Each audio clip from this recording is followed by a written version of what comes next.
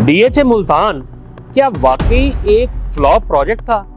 क्या आज भी इन्वेस्टर्स की रकम इस प्रोजेक्ट में फंसी हुई है? डिफेंस हाउसिंग अथॉरिटी जैसे इदारों की जानिब से शुरू किए गए प्रोजेक्ट्स भी मार्केट में नाकाम हो सकते हैं, और अगर हो सकते हैं तो वो कौन लोग हैं जो इतने ताकतवर इदारे के प्रोजेक्ट्स को नाकामी की तरफ ले जाते हैं? ये वो सवाल हैं जिन्होंने बिलखसूस तब जन्म लेना शुरू किया जब डीएचए मुल्तान की इंतजामिया ने मुबैना तौर पर इन्वेस्टर्स को डेवलपमेंट चार्जेस के बकाया जात की अदायगी के लिए थ्रेट कॉल्स की। अगरचे डीएचए मुल्तान वाले इस बात की तरदीद करते हैं कि किसी इन्वेस्टर को कभी भी थ्रेट कॉल की ही नहीं गई। हाँ, अलबत्ता बकाया जात की अदायगी के लिए रिमाइंडर कॉल जरूर की गई थी, लेकिन कुछ तो हुआ था कि इन्वेस्टर्स ने डीएचए की अदायगियां रोक दी थी। डीएचए का बिजनेस मॉडल, इनका प्रॉफिट बनाने का तरीका, इनका ऑडिट, यहाँ के प्लॉट्स की कीमतों में उतार चढ़ाव, और आखिर लोग डीएचए में ही इन्वेस्ट करने में ज्यादा दिलचस्पी क्यों रखते हैं, ये सारी सूरत हाल एक दिलचस्प कहानी से कम नहीं है जो हम डिस्कस करेंगे प्रॉफिट एक्सप्लेन्स में।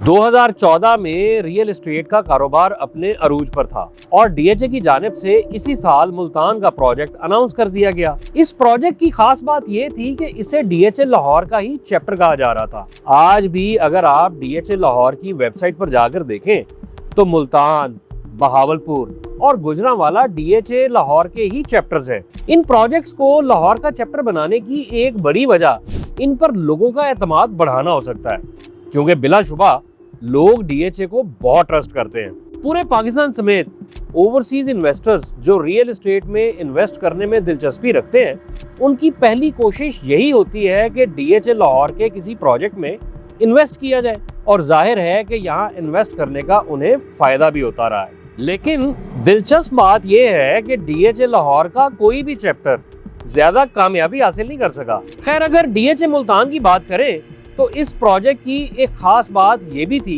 कि इसका लेआउट प्लान बहुत ही खूबसूरत था। यहाँ सड़कों की चौड़ाई तकरीबन 120 फीट के करीब प्लान की गई थी, गलियों की चौड़ाई 65 फीट के करीब रखी गई थी, जो बहुत ही कुशादगी का एहसास दिलाती थी। फिर इस प्रोजेक्ट को बहुत बड़े लेवल पर मार्केट किया गया। हालांकि ये प्रोजेक्ट मुल्तान का था, लेकिन इसकी मार्केटिंग लाहौर और इस्लामाबाद तक में की गई। लेकिन बदकिस्मती ये कि ये प्रोजेक्ट स्टार्ट होने से पहले ही कंट्रोवर्सीज का शिकार हो गया।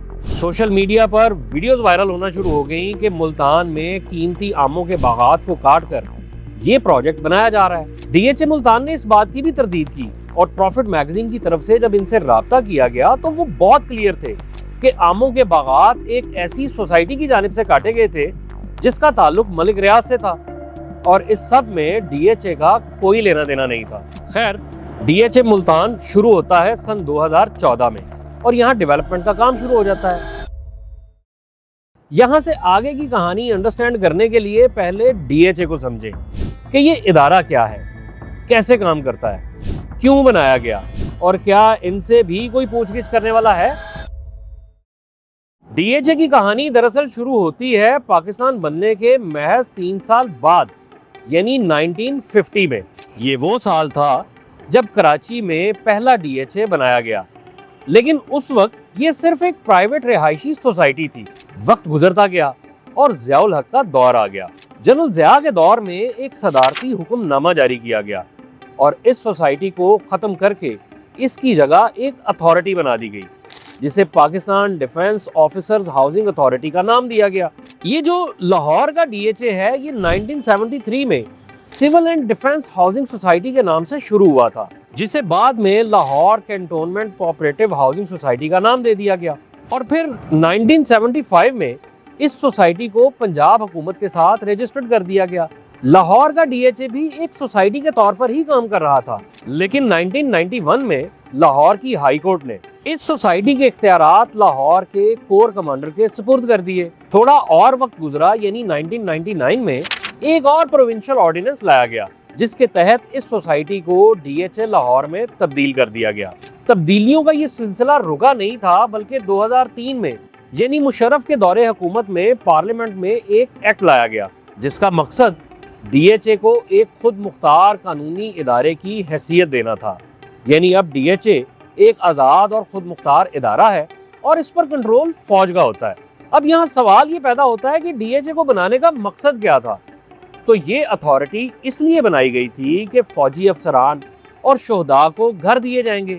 صرف اگر لاہور کے ڈی ایچ اے کی بات کی جائے تو شروع میں یہ پروجیکٹ 34,000 کنال پر مشتمل تھا، جو وقت گزرنے کے ساتھ ساتھ بڑھ کر 3,12,000 کنال تک پھیل چکا ہے اور ابھی اس کے مزید پھیلاؤ کا عمل جاری ہے۔ دلچسپ بات یہ ہے کہ ڈیفنس ہاؤسنگ اتھارٹی نے ملک کے کسی بھی شہر میں جب ڈیولپمنٹ کا کوئی پروجیکٹ شروع کرنا ہوتا ہے تو اس کے لیے کم و بیش طریقہ کار ہر شہر میں ایک جیسا ہی ہوتا ہے۔ مارکیٹنگ کی اسٹریٹجیز مختلف ہو سکتی ہیں، لیکن پروجیکٹ شروع کرنے کے لیے ایک سیٹ طریقہ کار کو ہی اپنایا جاتا ہے۔ ہم نے پروجیکٹ شروع کرنے کا طریقہ کار سمجھنے کی کوشش کی ڈی ایچ اے لاہور کے spokesperson major retired Waheed Bukhari سے۔ پروفٹ میگزین کو میجر بخاری نے بتایا کہ ڈی ایچ اے کوئی بھی پروجیکٹ شروع کرنے سے پہلے ایک موزوں یا مناسب علاقے کی تلاش کرتا ہے، جس کے لیے مختلف سرویز بھی ہوتے ہیں۔ یہ کام ڈی ایچ اے کے لینڈ ایکوزیشن ڈپارٹمنٹ کی طرف سے کیا جاتا ہے۔ اگر دیکھا جائے تو زمینوں کی ایکوزیشن کرنا ایک بڑا ہی مشکل کام ہے، لیکن ڈی ایچ اے کے لیے کتنا مشکل ہے یہ ایک سوال ہے جس کا جواب آپ لوگ ہی دے سکتے ہیں۔ میجر بخاری کے مطابق کوئی بھی زمین ایکوائر کرنے سے پہلے اس بات کا خاص دھیان رکھا جاتا ہے کہ وہ گرین لینڈ نہ ہو، یعنی وہ بنجر زمین ہو اور قابل کاشت نہ ہو۔ گرین لینڈ پر ڈی ایچ اے ہرگز کوئی پروجیکٹ شروع نہیں کرتا۔ اب جب ایک مناسب زمین کا ٹکڑا تلاش کر لیا جاتا ہے تو اس کو ایکوائر کرنے کے لیے اس زمین کے مالکان سے ڈیل کا عمل ڈی ایچ اے کی جانب سے شروع کیا جاتا ہے۔ ہمیں تو یہی معلوم ہوا کہ ڈی ایچ اے کی جانب سے زمینوں کے مالکان کو دو قسم کی آفرز کروائی جاتی ہیں۔ پہلی آفر میں زمین کے عوض رقم کی پیشکش کی جاتی ہے اور یہ رقم شاید مارکیٹ ویلیو کو مد نظر رکھ کر ہی نکالی جاتی ہے۔ لیکن آپ خود سوچیں کہ بنجر اور ویران زمینوں کی ویلیو کیا ہوتی ہوگی؟ ڈی ایچ اے ان زمینوں کے لیے کتنے پیسے ادا کرتا ہوگا؟ یہ بالکل ایسے ہی ہے جیسے راوی اربن ڈیولپمنٹ اتھارٹی نے جو نیا شہر بنانے کا منصوبہ شروع کیا ہے، اس میں دریا کے اندر جو زمین آتی تھی وہ فی ایکڑ 10 لاکھ روپے کے حساب سے ایکوائر کی، اور جو دریا سے باہر آتی تھی وہ 20 لاکھ روپے فی ایکڑ۔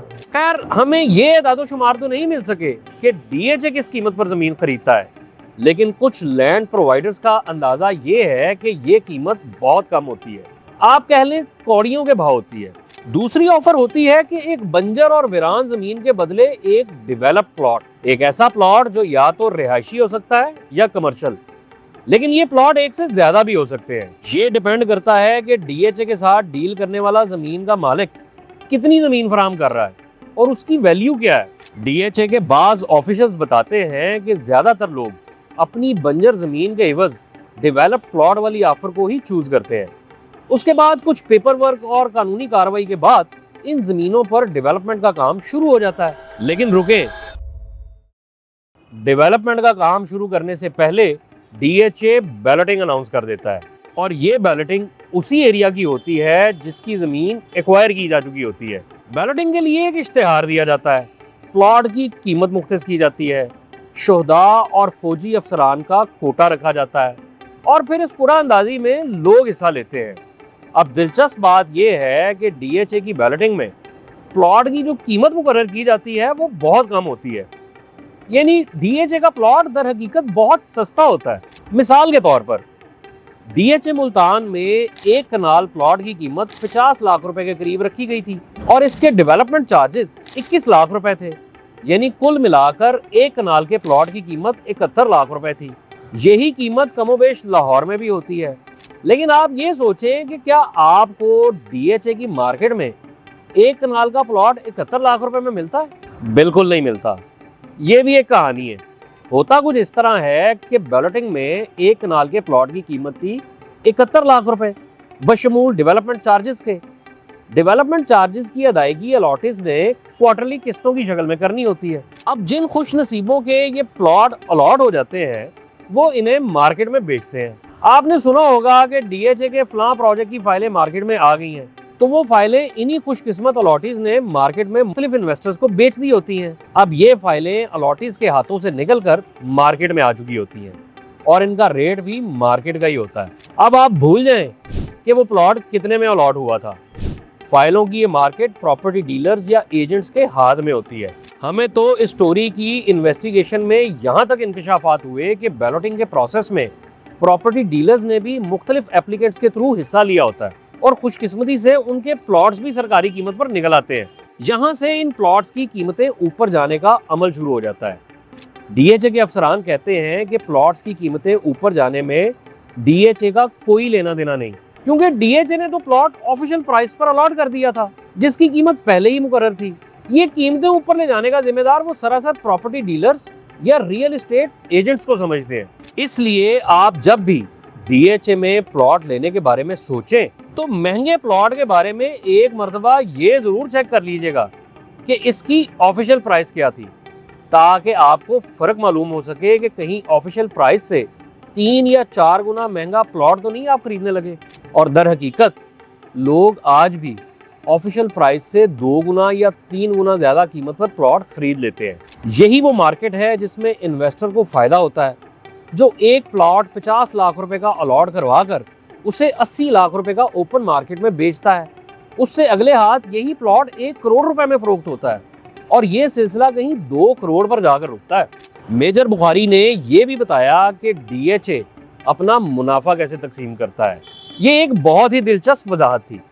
मेजर बुखारी के मुताबिक जब 2003 में कौमी असेंबली के एक बिल के जरिए डीएचए को एक खुद मुख्तार इदारे में तब्दील किया गया था, तो ये फैसला किया गया था कि डीएचए के मुनाफे के एक हिस्से से शोहदा के खानदानों की फलाह बहबूद पर काम किया जाएगा और फौजी मुलाजमीन को जमीन फराहम की जाएगी। बहरहाल मेजर बुखारी के मुताबिक डीएचए के तहत शोहदा के खानदानों को जमीन मुफ्त दी जाती है और फौजी मुलाजमीन को प्लॉट्स की कीमतों में रियायत दी जाती है। और इसके अलावा डीएचए में जो आपको इंफ्रास्ट्रक्चर नज़र आ रहा होता है, जैसे अंडरपासेस और सड़कें वगैरह, उनकी तामीर के लिए फंड्स डीएचए खुद अपने वसाइल से फराहम करता है।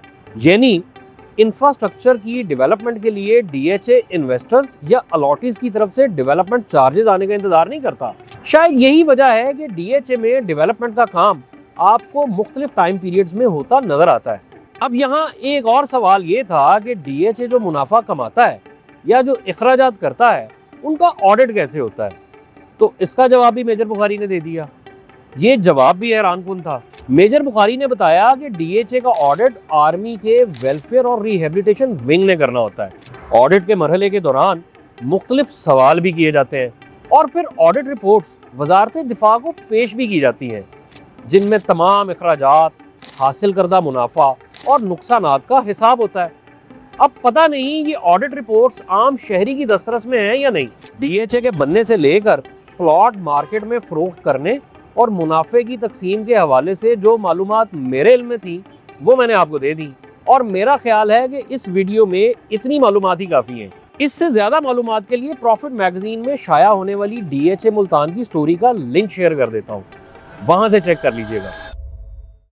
अब डीएचए मुल्तान की कहानी हम दोबारा वहीं से शुरू करते हैं। सन 2014 में ये प्रोजेक्ट शुरू हुआ, सन 2017 में बुकिंग्स होती हैं और सन 2019 में डीएचए की जानिब से सेक्टर ए की बैलोटिंग कर दी जाती है। ये बैलोटिंग उन प्लॉट्स की होती है जो सन 2017 में बुक किए जा चुके थे, और साथ ही डीएचए की इंतजामिया अलॉटीज को डेवलपमेंट चार्जेस की अदायगियों का शेड्यूल जारी कर देती है। और यही वो चार्जेस थे जो डीएचए मुल्तान के अलॉटीज और इन्वेस्टर्स ने देने में ताखीर कर दी। बल्कि आप यूं समझें कि इन इन्वेस्टर्स ने मजीद इन्वेस्टमेंट से हाथ रोक दिया था और अच्छे वक्त का इंतजार करने लगे थे। इन्वेस्टर्स आखिर ये डेवलपमेंट चार्जेस क्यों अदा नहीं कर रहे थे? चाहे डीएचए ने इंफ्रास्ट्रक्चर की डेवलपमेंट के लिए वसाइल खुद फराहम करने थे, लेकिन इन डेवलपमेंट चार्जेस की अदम अदायगियों से इन्हें फर्क जरूर पड़ रहा था।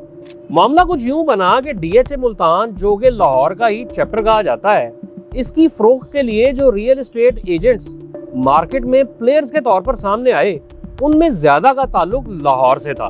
डीएचए के पास डीलर्स और एजेंट्स कैसे रजिस्टर्ड होते हैं और ये यहाँ कैसे काम करते हैं, इस हवाले से आपको किसी और वीडियो में बता दूंगा। लेकिन खैर, cut to the short, Lahore کے پراپرٹی ڈیلرز اب ملتان کے DHA کی مارکیٹ میں نظر آنا شروع ہو گئے تھے۔ سوال یہ پیدا ہوتا ہے کہ لاہور کے ڈیلرز کو ملتان بھیجنے کی ضرورت کیوں پیش آئی؟ تو اس کا جواب یہ ہے کہ DHA ملتان کو لاہور کا ہی تو چیپٹر کہا جا رہا تھا، اور اس پروجیکٹ کو بیچنے کے لیے لاہور کے ڈیلرز کی ہی مدد بھی لی گئی تھی۔ ایک بات آپ نے یاد رکھنی ہے کہ لاہور کے DHA کے ڈیلرز یا ایجنٹس کو آپ نے معمولی لوگ نہیں سمجھنا۔ اس کی ایک وجہ ہے، DHA میں آپ کوئی بھی پراپرٹی یا انویسٹمنٹ DHA سے منظور شدہ یا اپروو ڈیلر کے بغیر نہیں کر سکتے۔ لاہور میں چونکہ پراپرٹی ٹرانزیکشنز اور انویسٹمنٹس کا والیوم زیادہ ہے، تو یہاں کے ڈیلرز کا انویسٹرز کے ساتھ رابطہ بھی زیادہ رہتا ہے، اور یہ انویسٹرز پاکستان سے بھی تعلق رکھتے ہیں اور ان میں اوورسیز پاکستانی بھی ہوتے ہیں۔ اب یہی وجہ ہے کہ لاہور کے DHA کے ساتھ کام کرنے والے پراپرٹی ڈیلرز ویل کنیکٹڈ ہوتے ہیں۔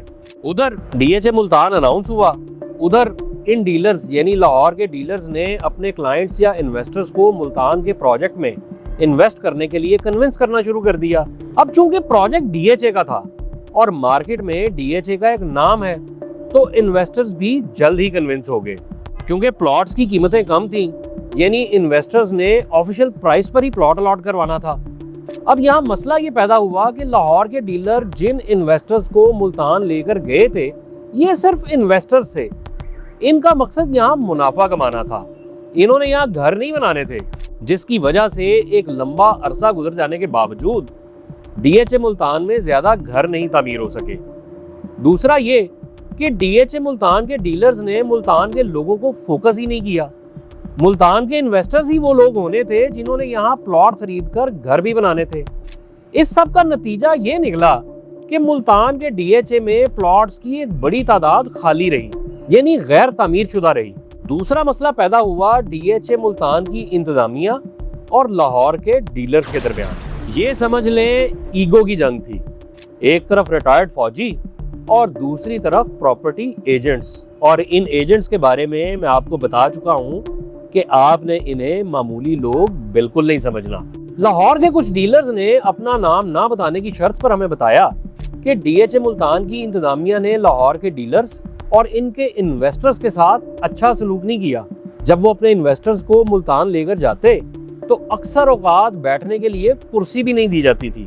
پھر ویریفیکیشن اور ٹرانسفر کے پروسیس بہت سلو تھے، جنہوں نے انویسٹرز کو بھی مایوس کیا اور ڈیلرز کو بھی۔ نتیجہ یہ نکلا کہ ان ڈیلرز نے ملتان کا رخ کرنا چھوڑ دیا۔ الٹا اگر کوئی بھی ان کے پاس ملتان کے حوالے سے انویسٹمنٹ کی کیوری لے کر آتا تو یہ اسے ڈسکریج کرتے۔ مارکیٹ میں ایک ایسی فضا بن گئی کہ DHA ملتان کی فائل کی قیمت نیچے آنا شروع ہو گئی۔ اس پر جب یہ پریکٹس ہوئی کہ کچھ انویسٹرز نے اپنا پیسہ نکالنے کے لیے فائلوں کو کم قیمت پر بیچا، تو مارکیٹ میں DHA ملتان کی فائل ڈی ویلیو ہونے کی آوازیں آنا شروع ہو گئی۔ ادھر بلک بائنگ کرنے والے انویسٹرز بھی میدان میں نکل آئے۔ یہ وہ انویسٹرز تھے جن میں زیادہ کا کام پراپرٹی ایجنٹس کا ہی ہوتا ہے، لیکن یہ دوسری طرف انویسٹرز بھی ہوتے ہیں۔ یہ آپ کی پراپرٹی یا فائل سستے داموں خرید کر اچھے وقت کا انتظار کرتے ہیں اور اچھے داموں میں بیچ دیتے ہیں۔ ایسے بلک بائنگ کرنے والوں نے بھی سستے داموں فائلیں مارکیٹ سے اٹھا لی۔ مجموعی طور پر اب فائل کی قیمت نیچے آ چکی تھی۔ گھر نہ بننے کی وجہ سے DHA میں ڈیولپمنٹ کا کام بھی تھوڑا سست ہو چکا تھا، اور انویسٹرز نے بھی ڈیولپمنٹ کے لیے جو پیسے ادا کرنے تھے وہ روک لیے تھے۔ عام طور پر جب کوئی انویسٹر انویسٹمنٹ کی غرض سے پلاٹ خریدتا ہے تو اس کی کوشش یہی ہوتی ہے کہ ڈیولپمنٹ چارجز اپنی جیب سے ادا نہ کرے، بلکہ جس کو پلاٹ بیچ رہا ہے اسی سے ادا کروا دے۔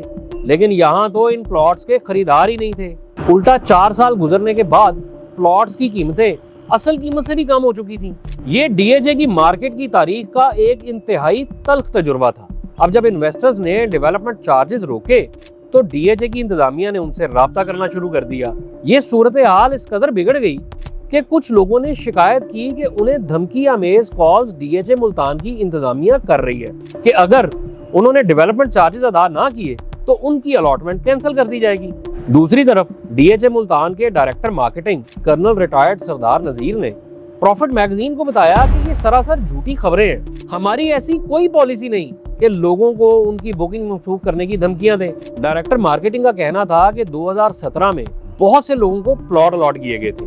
اس وقت ایک کنال پلاٹ کے ڈیولپمنٹ چارجز 21 لاکھ روپے تھے، जिन्हें इन्वेस्टर्स ने किस्तों में अदा करना था और इन्वेस्टर्स को ये अदायगियां 2021 तक मुकम्मल कर देनी चाहिए थी, लेकिन सरमायाकारों ने ऐसा नहीं किया। दूसरी तरफ प्लॉट्स की मुसलसल गिरती हुई कीमतों को रोकने के लिए डीएचए मुल्तान की जानिब से प्रॉपर्टी एजेंट्स के लिए एक सर्कुलर भी जारी किया गया।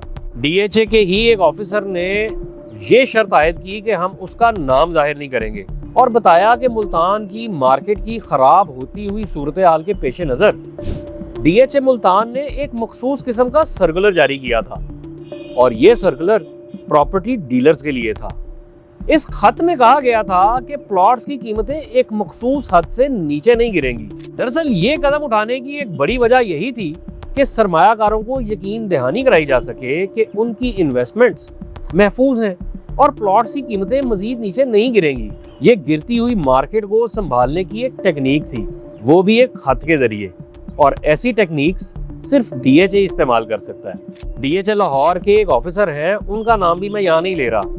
आप भी बात को समझें कि इन ऑफिसर्स के नाम लेने के लिए नहीं होते, हम भी बस उनसे मालूमात लेते हैं या जो इन्फॉर्मेशन हमारे पास होती है उसे कंफर्म करते हैं।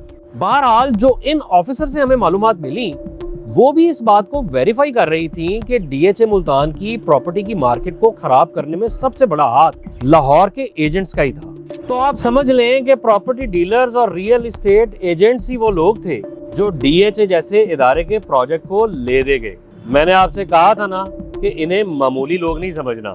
यहाँ तक कि डीएचए लाहौर के spokesperson major Waheed Bukhari ने भी इस बात की तस्दीक कर दी और बताया कि डीएचए की जानिब से प्लॉट्स की ऑफिशियल प्राइस अनाउंस होती है, लेकिन जब प्लॉट ओपन मार्केट में आ जाते हैं तो प्रॉपर्टी डीलर्स इनकी कीमतों को मैनिपुलेट करते हैं। अब डीएचए मुल्तान के लिए एक मसला प्रॉपर्टी डीलर्स पैदा कर चुके थे, दूसरा मसला डेवलपमेंट चार्जेस की अदम अदायगियां थी और तीसरा मसला ये था कि यहाँ लोग घर ही नहीं तामीर कर रहे थे। डीलर्स के मसले को डीएचए मुल्तान ने खत लिखकर कंट्रोल करने की कोशिश की। डेवलपमेंट चार्जेस की अदम अदायगियों के लिए इन्वेस्टर्स को कॉल्स की और कंस्ट्रक्शन ना होने के मसाइल के लिए एक बहुत ही दिलचस्प तरीकेकार अपनाया, वो ये कि मुख्तलिफ स्कीम्स ऑफर करवा दी गई, यानी उन लोगों के लिए जो यहाँ घर बनाने का इरादा रखेंगे। मेरी खुद जब डीएचए मुल्तान के डायरेक्टर मार्केटिंग से बात हुई तो उन्होंने बताया कि मुख्तलिफ किस्म की रिबेट स्कीम्स ऑफर करवाई जा रही हैं। मिसाल के तौर पर अगर कोई शख्स जिसने डेवलपमेंट चार्जेस अदा नहीं किए और वो इन्हें अदा करना चाहता है तो उस पर किसी किस्म की लेट फीस का जुर्माना आयद नहीं किया जाएगा। इसी तरह जो शख्स दिसंबर 2024 तक अपना घर तामीर कर लेगा उसे 100% डेवलपमेंट चार्जेस वापस कर दिए जाएंगे। अगर कोई ग्रे स्ट्रक्चर तामीर करेगा तो उसे 30% डेवलपमेंट चार्जेस वापस कर दिए जाएंगे। और इसी किस्म की और बहुत सी रिबेट स्कीम्स हैं जो डीएचए मुल्तान ने इंट्रोड्यूस करवाई ताकि लोग यहाँ ज्यादा से ज्यादा कंस्ट्रक्शन कर सकें। रिबेट्स देने का सिलसिला अभी तक जारी है। डीएचए मुल्तान की जानिब से डेवलपमेंट का काम भी तेजी से किया जा रहा है और मुख्तलिफ किस्म की मजीद स्कीम्स भी मुतारिफ करवाई जा रही हैं। डीएचए मुल्तान के ये इकदामात इस प्रोजेक्ट की सूरत हाल को कितना बेहतर करेंगे इस बारे में अभी कुछ भी कहना मुश्किल है। वो इसलिए कि कंस्ट्रक्शन में लोग इन्वेस्ट करने से अभी भी हिचकिचा रहे हैं और यही सूरत हाल प्लॉट्स की मार्केट की भी है। लेकिन जो लोग यहाँ इन्वेस्ट कर चुके हैं वो इस इंतजार में जरूर हैं कि सूरत हाल बेहतर हो और उनकी इन्वेस्टमेंट्स डूबने से बच जाए। इस हवाले से डिटेल स्टोरी का लिंक डिस्क्रिप्शन में मौजूद है जो आप प्रॉफिट मैगजीन की वेबसाइट से पढ़ भी सकते हैं।